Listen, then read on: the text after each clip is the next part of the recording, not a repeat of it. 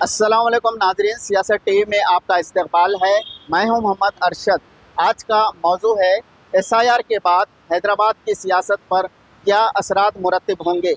बड़े पैमाने पर एएसडी वोटरों के अखराज के बाद क्या हैदराबाद के इंतखाबी नताइज पर असर पड़ सकता है। ड्राफ्ट वोटर लिस्ट के बारे में सियासी जमातों ने क्या मौक़िफ़ इख्तियार कर रखा है। नामपल्ली हल्के के बारे में फ़िरोज़ खान ने क्या दावा किया है। मजलिस बचाओ तहरीक के तर्जुमान अमजदुल्लाह खान खालिद ने कितनी सीटों पर कामयाबी का दावा किया है। एसआईआर के बाद पैदा होने वाले असरात के बारे में हम इस खास प्रोग्राम में तफसील से रोशनी डालेंगे। अभी भी एएसडी वोटर्स है। अब अगर इलेक्शन कमीशन ये तमाम वोटर्स को निकाल के फेंकना चाहिए, उसके बाद में जो इलेक्शन होगा तो इंशाल्लाह एमबीटी 2 से 3 सीट जीतने की ताकत रखती। गैर मामूली चेंजेस आएंगे। ये प्रोग्राम में किसको फायदा होता नुकसान होता मैं गारंटी नहीं दे सकूंगा, मगर एक बात तो बोल रहा हूं आपके चैनल के सामने, नामपल्ली का तो फायदा होगा। मेरे हिसाब से हैदराबाद पार्लियामेंट में इसका बहुत बड़ा असर होने वाला है। ये वोट काटने की बात नहीं है, यहाँ असली वोट कितने हैं मालूम पड़ेंगे। एसआईआर के सियासी असरात पूरे तेलंगाना रियासत में पड़ने वाले हैं। हैदराबाद में तो एसआईआर के कुछ ज़्यादा ही असरात मुरतब होने की पेशकयासी की गई है। तेलंगाना में जब फाइनल वोटर लिस्ट जारी होगी तो इसका इंतखाबी नताइज पर असर पड़ना यकीनी माना जा रहा है। आने वाले इंतखाबात में जब नई वोटर लिस्ट से इलेक्शन होगा तब तेलंगाना समेत हैदराबाद में बड़ी सियासी तब्दीली की माहिरीन ने पेशकयासी की है, क्योंकि ड्राफ्ट वोटर लिस्ट में लाखों वोटर्स के नाम वोटर लिस्ट से खारिज हो चुके और अब फाइनल लिस्ट में मजीद वोटों के खारिज होने का अंदेशा है। हैदराबाद लोकसभा और उसके 7 असम्बली हलकों में भी एएसडी वोटों के बड़े पैमाने पर इखराज का असर आने वाले इंतखाबात में यकीनी तौर पर पड़ेगा। मुख्तलिफ जमातों के कायदीन का मानना है कि वोटर लिस्ट से जाली वोटों के इखराज की वजह से इंतखाबी नताइज हैरत अंगेज और चौंका देने वाले आ सकते हैं। नकली वोटों के इखराज के मामले में नामपल्ली भी तवज्जो का मरकज़ है। नामपल्ली हल्के में अगले इलेक्शन में कौन कामयाब हो सकता है और क्या तब्दीली आ सकती है, इस बारे में कांग्रेस कायद फ़िरोज़ खान ने अपना रद्द-ए-अमल कुछ इस तरह से दिया है। स्पेशल इंटेंसिव रिवीजन की वजह से एक ड्रास्टिक चेंज आएगा। आप आने वाले एमएलए इलेक्शंस के अंदर, जहां पे हैदराबाद जिसके अंदर 7 कॉन्स्टिट्यूएंसियां मेन है और हैदराबाद लोकसभा बराबर, इसके अंदर गैर मामूली चेंजेस आएंगे। नामपल्ली हल्के में एसआईआर से पहले कितने वोट थे, एसआईआर के बाद यानी ड्राफ्ट वोटर लिस्ट में कितने वोट बचे हैं और नामपल्ली हल्के में कितने फर्जी वोट खारिज हुए, इसकी तफसीलात फ़िरोज़ खान ने बताई। आज नामपल्ली जो कॉन्स्टिट्यूएंसी है 3,45,000 की कॉन्स्टिट्यूएंसी आज 2,09,000 की हो गई और उसके ऊपर अब उसमें एनोमलीज है, डिस्क्रिपेंसीज है, अनमैप्ड है, तो और कॉन्स्टिट्यूएंसी छोटी होने वाली है। सो ये टाइम जो भी चुनाव होगा ये फेयर, फ्री, ट्रांसपेरेंट होगा। अब तक आपको क्या था, 3,45,000 की नामपल्ली कॉन्स्टिट्यूएंसी थी, वोटिंग होती,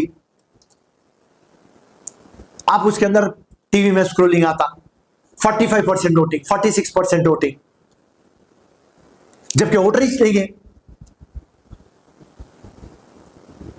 और सामने वाली जमात खुसूसी एमआईएम पार्टी की बुनियाद है बोगस वोट। आज ये डुप्लीकेट बोगस वोट चले जा रहे हैं और इंशाल्लाह आने वाले चुनाव में दिसंबर 28 जब एमएलए चुनाव होगा, यकीनन नामपल्ली के अंदर एक बदलाव आएगा। सर में पूरा प्यूरिफिकेशन हो गया, तब एकदम जेन्युइन वोट्स रहेंगे। और अगर से आप आगे जाके ये प्लानिंग है एमआईएम की कि फॉर्म 6 के थ्रू हम नए वोटर्स एनरोल करेंगे, जब तक वो वोट जेन्युइन रहेगा वो एनरोल होगा,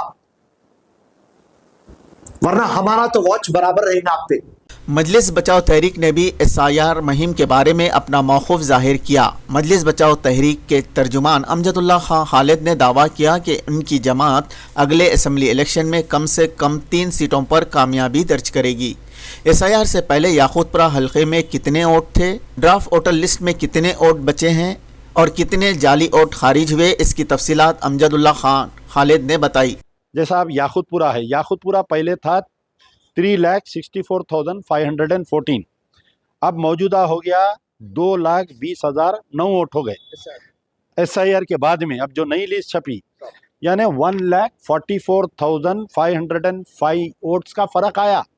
तो मैं आज इलेक्शन कमीशन से यह पूछ रहा हूँ कि 1,44,505 ये वोटर्स जो आप निकाल दिए हैं, जिसको आप डबल मल्टीपल, तो क्या ये लोग वोट किए थे लास्ट असेंबली इलेक्शन में, लास्ट पार्लियामेंट इलेक्शन में? इसके कौन जिम्मेदार है? तो क्या आप याकूतपुरे में फिर से बाई इलेक्शन कराएंगे क्या? अब आइए, आप ये 39.6% वोटर लिस्ट कम हो गई, यानी 40% नाम निकाल दिए। अब जो बचे 2,20,009 वोट, इसमें से तकरीबन 40,000 से 50,000 वोटों को जिनको नोटिस आएंगे, तो 1,44,000 जो निकाल दिए, अब जो 2,20,000 में से भी 40 से 50,000 को नोटिस आ रहे हैं, जिनका नाम करेक्शन सही नहीं है, मैपिंग सही नहीं है, तो इसमें भी और कटिंग है फिर। तो ओरिजिनल याकूतपुरे की वोटर लिस्ट जो है 2 लाख की हो जाएंगी अब। तो आप बताइए 2 लाख किधर है, 3.5 लाख किधर है? तो 1.5 लाख वोट जो है खाली याकूतपुरे में निकले, पूरे हैदराबाद पार्लियामेंट में 9 लाख वोट निकले। तो एक माफिया है, ये माफिया, वोटर लिस्ट को खराब करना, इलेक्शन जीतना। जैसा बीजेपी माल प्रैक्टिसेस करके जीत रही, वैसा यहाँ पर एक हमारी जमात जो मजलिस इत्तेहादुल मुस्लिमीन है, ये लोग भी ऐसी जीत रहे हैं। तो अभी हमारे को खुशफहमी में रहने की जरूरत नहीं है कि बहुत बड़ा बदलाव आएगा, वोटर लिस्ट बदल गई। अभी भी जो है खतरे की घंटी है, अभी भी बोगसनामा है, अभी भी ASD वोटर्स है। अब अगर इलेक्शन कमीशन ये तमाम वोटर्स को निकाल के फेंकना चाहिए, उसके बाद में जो इलेक्शन होगा तो इंशाल्लाह MBT 2 से 3 सीट जीतने की ताकत रखती, साफ इलेक्शन होगा। पुराने शहर के मजीद 5 असम्बली हलकों में खारिज होने वाले, मनसूख होने वाले वोटों की तादाद कुछ इस तरह से है। मलकपेट में 1,47,797 वोट ASD ज़मरे के तहत मनसूख शुमार किए जाते हैं। कारवान में 1,41,000 से ज़ायद वोट, चंद्रायन गुट्टे में 1,48,000 से ज़ायद वोट, बहादुरपुरे में 1,21,000 से ज़ायद वोट, गोशा महल में 1,10,000 से ज़ायद वोट और चारमीनार असम्बली हल्के में 94,000 से ज़ायद वोट ASD ज़मरे में पाए गए खारिजशुदा वोट शुमार किया जाता है। तेलंगाना बीजेपी के सदर रामचंद्र राव ने इल्ज़ाम लगाया कि हैदराबाद लोकसभा में 40% फर्जी वोट पाए जाते हैं। बीजेपी का मौक़िफ़ है कि SIR का असर ज़रूर हैदराबाद लोकसभा हल्के पर पड़ेगा कि 40% यानी कि 40% वोट्स जो हैं हैदराबाद के, जो हैदराबाद कॉन्स्टिट्यूंसी हो या सिकंदराबाद, दोनों मिलाकर 40% वोट जो है ये डाउटफुल वोट्स हैं, इधर एब्सेंट हैं या गुजर गए सो हैं या फर्जी है या उनका नाम कहीं पता नहीं है। ये 40% है। तो मेरे हिसाब से हैदराबाद पार्लियामेंट में इसका बहुत बड़ा असर होने वाला है। बहुत लोगों के नाम जो है वो जो है मालूम पड़ जाएगा कितने फर्जी वोट है। ये वोट काटने की बात नहीं है, यहाँ असली वोट कितने हैं मालूम पड़ेंगे। और मेरा पूरा अंदाज़ा यही है कि अगर SIR का सेकेंड फेज़ और फर्स्ट फेज़ अगर अच्छी तरह से हुआ तो कम से कम वहाँ पर हैदराबाद में जो है एक 5-6 लाख वोट पार्लियामेंट में निकाले जा सकते हैं। वो भी जायज़ तरह से, नाजायज़ तरह से नहीं, जायज़ तरह से उनको निकाला जा सकता है और इसका असर ज़रूर कुछ चुनाव क्षेत्र में पड़ेंगे। नहीं, अभी हम लोग कभी कामयाब के बारे में हम नहीं बता सकते हैं क्योंकि पूरे आंकड़े तो नहीं आए, क्योंकि वहाँ तो खेल पूरा जो है मजहबी आधार पे बना हुआ है, वो गलत है, ऐसा नहीं होना चाहिए। तेलंगाना भर में 73 लाख से ज़ायद वोट मनसूख हो चुके हैं, जिनका शुमार ASD में होता है। हैदराबाद, रंगारेड्डी और मेडचल मलकाजगिरी 3 अजला में 43 लाख वोट मनसूख हो चुके।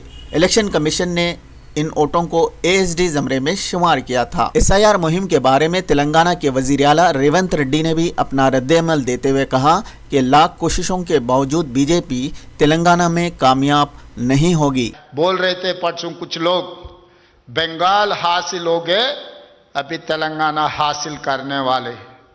मैं एक बात साफ कहना चाहता हूँ, बंगाल में दे दिया, कुछ और दिया। भाई यहाँ पर ऐसा कोई खामोश बैठने वाला नहीं है। Election commission of India, ED, income tax, CBI, SIR सब मिले तो भी आपको नहीं जिताने देंगे तेलंगाना में। यहाँ के जनता को पता है कौन कैसा आदमी है। हैदराबाद में बड़े पैमाने पर वोटों के अखराज के मामले पर मजलिस इत्तेहादुल मुस्लिमीन ने खामोशी इख्तियार कर रखी है। एसआईआर के बाद हैदराबाद की सियासत पर असरात मुरतब हो सकते हैं, तब्दीली आ सकती है।